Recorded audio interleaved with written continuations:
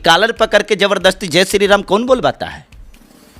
ये प्रमाण है आपके? हमारे पास में एक दो नहीं 1000 प्रमाण देंगे। कोई मुस्लिम को जाकर के कॉलर पकड़ करके जबरदस्ती आप करो, बोलो जय श्री राम, ये कौन धर्मांतर? ये धर्मांतरण नहीं है क्या?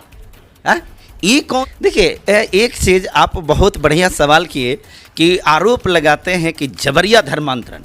110% इस बात से मैं सहमत हूं कि जबरन धर्मांतरण होता है, डरा करके होता है, मार करके होता है, पीट करके होता है, कॉलर पकड़वा करके होता है, लेकिन ये काम पास्टर नहीं करता है। आज हम आप सभी के लिए बहुत ही बड़ी खुशखबरी सुनाने के लिए जा रहे हैं, क्योंकि कैसे प्रभु यीशु मसीह के दास ने ईसाई विरोधियों की सच में बोलती बंद कर दी है। जब आप उस वीडियो को देखोगे तो आप सभी परमेश्वर की सामर्थ्य से भर जाओगे, इसलिए आप सभी उस वीडियो को पूरा जरूर देखें। आप सभी उस वीडियो को देख सकते हैं।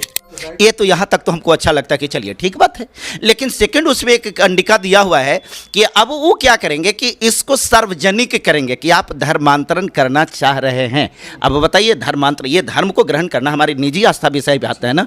अब हम मान लेते कि हम किसी धर्म को बदलना चाह रहे हैं, और आप क्या कर रहे हैं कि सबको पेपर के माध्यम से, सोशल मीडिया के माध्यम से, जितने भी न्यूज चैनल उसके माध्यम से मेरे बारे में पूरे जग को बताया कि भैया ये धर्मांतरण करने जा रहे हैं। तो कल तक आप जो मेरे साथ चाय पीते थे इस सोच करके कि तो हमारे ही धर्म का आदमी है, परसों से आप नफरत करना शुरू करिएगा कि नहीं करिएगा? दूसरा सवाल, नफरत तो करवे करिएगा, आप हमारे पास में आ करके हो सकता है उदंडता से भी पेश आइएगा, इसलिए कि आपको मालूम हो गया कि अब तो ये हमारी विचारधारा का नहीं है। और एक चीज़ और हमको बताना है, अगर धर्मांतरण, धर्म को ग्रहण करना, धर्म को कबूल करना ये व्यक्ति का स्वतंत्र अधिकार है, निजी मामला है, तो आप इसको सार्वजनिक क्यों करेंगे? सरकार से सवाल है, आप क्यों करेंगे? इसका मतलब आप कानून का उल्लंघन कर रहे हैं, हमारी निजता का मामला है ना। तो फिर आप इसमें दूसरों को क्यों बताएंगे, पब्लिक क्यों करेंगे? सर दो सवाल इसी में से है। एक सवाल तो ये है कि अगर लेना भी है कलेक्टर से और खुशी खुशी हम उसे अपनाना चाहते हैं तो इसमें दिक्कत नहीं होनी चाहिए, एक बात। दूसरी बात है, अगर मेरी विचारधारा उस तरफ है, माने मसीही को मानता हूँ मैं और उस क्षेत्र में हूँ, तो खुल के बोलने में लोग, मसीही समाज के लोग ये क्यों कतराते हैं कि मैं मसीही हूँ? हाँ, डंके के साथ बोले ना, ऐसा क्यों सर? नहीं, देखिए एक चीज़ तो स्पष्ट बात है, मैं मसीही हूँ, इस बात को कहने में अगर कोई डरता है तो हम एक बात कहते हैं कि सरकार की विफलता है। कैसे? हाँ। आज अगर कोई व्यक्ति कहता है कि मैं मसीही हूं, तो आप जा करके उसके घर में गुंडे भेज करके उसके साथ में मारपीट करवाते हैं। कौन व्यक्ति चाहता है मार खाने के लिए? आज ऐसा क्यों न बता गया कि आपके प्रांत में कोई व्यक्ति ये खुल करके भी नहीं कह सकता है कि हम मसीही हैं? आप तो गर्व से बोलते हैं, आप तो कहते हैं कि गर्व से बोलो हम हिंदू हैं। हमको गर्व से बोलने का अधिकार आपने कहाँ दिया है? हम तो अगर वो गर्व से बोलेंगे कि हम गर्व से कहते हैं कि क्रिश्चियन हैं, तो आप कहते हैं कि अच्छा ये गर्व से बोलेगा, जाकर के इसके घर पर अटैक करो, तो जाओ तो इसको मारपीट करो, तो आप हमको इस योग्य समझे कहाँ हैं? आप हमको प्रोटेक्शन दिए कहाँ हैं? आप हमको अधिकार दिए कहाँ हैं? आप सत्ता में तो आ गए हैं, लेकिन हमारे लिए सेफ्टी का नियम बनाया कहाँ है? एक बात बताइए, एक सवाल हम पूछना चाहते हैं। इसी साल में आपने देखा होगा, चूँकि मेरी भी उम्र करीब 45 से ऊपर ही है, मैंने भी देखा है देश को, अपने देश को, लोकतंत्र को, यहाँ के लोगों को। जब हम लोग ईद में जाते थे, जो मुस्लिम पर्व मनाते थे, तो उनकी टोपियाँ को पहन करके गले लगते थे और हम भी उसको बोलते थे कि हैप्पी होली, है ना। जब हिंदू के पर्व त्यौहार में हम लोग भी तो भाई उसी विचारधारा से तो हम लोग भी करते थे। क्रिसमस जब सेलिब्रेशन होता था तो उसमें सब कोई जाता था और जाने के बाद में क्रिसमस सेलिब्रेशन करता था। आज की स्थिति ऐसा आ गया है कि देश में आपने जो नफरत का बीज बोया है, आज आपसी प्रेम, आपसी भाईचारा एक कटुता में बदल गई है। आपका काम अपना है, हम आपको हैप्पी होली भी नहीं बोल सकते हैं, हमको क्रिसमस आप मनाने ही नहीं दे रहे हैं। पता नहीं हमको क्रिसमस मनाने से आपको क्या दिक्कत हो जाता है। आपके होली मनाने से तो हमको दिक्कत नहीं है, तो हमको क्रिसमस मनाने से आपकी नानी क्यों मर रही है? तो दर्शकों, ये आपने देखा होगा कि इस बार क्रिसमस मनाए थे और मॉल पे जैसे तोड़ फोड़ जो हुआ था, छत्तीसगढ़ में मुझे लगता है पहली ऐसी घटना थी कि धर्म को लेकर के या मनाने को लेकर हुआ था। सर ये कोई मतलब नेशनल न्यूज़ बना था, ये ऐसी बात नहीं है सर। तो ये नेशनल न्यूज़ क्यों बना? सवाल यही बात है ना कि आखिर इस प्रकार की आपके देश में असहिष्णुता क्यों है? एक तरफ प्रधानमंत्री जाते हैं चर्च में और जहाँ पर प्रधानमंत्री का भाषण कहीं सुनेंगे, मसीही ईसाइयों से मेरा पुराना नाता है, हैं? तब पुराना नाता है, चर्च में जाते भी हैं और पोप जो होते हैं वो आपके लिए प्रार्थना भी करवाते हैं, और दूसरी तरफ आपके चेले चप्पंडुक जा करके चर्च में विध्वंसक कार्रवाई करते हैं। ये कौन सी मोनोपोली आप अपनाए हैं? पास्टर साहब एक इसमें पूछ लूँ कि हाँ सर, मैं ये कह रहा था आपसे कि एक सवाल और आता है। लोग अक्सर कहते हैं भाई आप क्रिश्चियन हो तो हो जाइए ना, आरक्षण क्यों लिए बैठे रहते हैं, क्या कहेंगे? आरक्षण किसी की बाप की बपौती थोड़ी है, आरक्षण हमको संविधान देता है ना।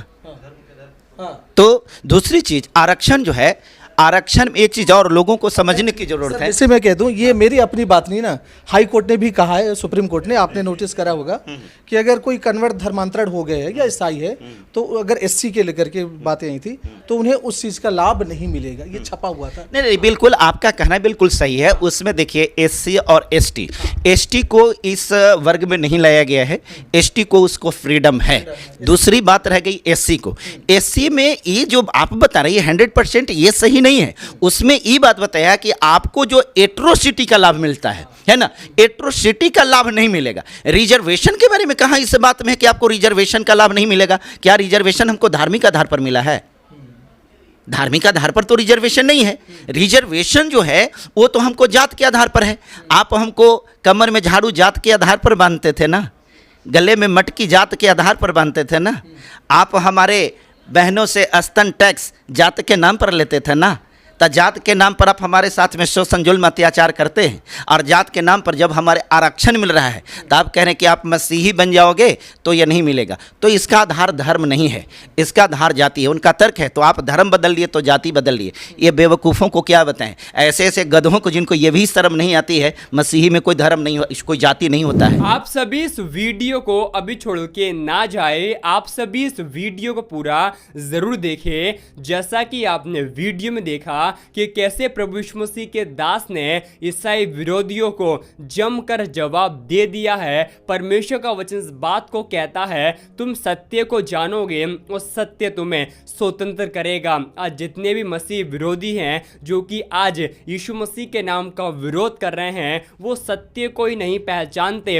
इसलिए यीशु मसीह के नाम का विरोध करते हैं। लेकिन जिस दिन उनकी आत्मिक आंखें खुलेगी और वो प्रभु यीशु मसीह को पहचानेंगे, उसी दिन वो भी यीशु मसीह के नाम का प्रचार करेंगे। क्योंकि पौलुस भी एक समय यीशु मसीह का विरोधी था, लेकिन जिस दिन यीशु मसीह की कृपा पौलुस के जीवन के ऊपर आई, वो परमेश्वर का सबसे बड़ा दास बन गया। उसी प्रकार जैसा कि आप सभी जानते ही होंगे कैसे बड़े बड़े प्रभु यीशु मसीह के दास एक समय यीशु मसीह के विरोधी थे, यीशु मसीह का वो विरोध करते थे, लेकिन जब परमेश्वर का अनुग्रह उनके जीवन के ऊपर आया, यीशु मसीह ने उनका पूरा जीवन परिवर्तन कर दिया। उसी प्रकार जब आप यीशु मसीह के नाम से ईसाई विरोधियों के लिए प्रार्थना करोगे, क्योंकि परमेश्वर का वचन इस बात को कहता है, तुम सत्य को जब हमने जाना है तो परमेश्वर का वचन इस बात को कहता है, तुम बुराई से ना हारो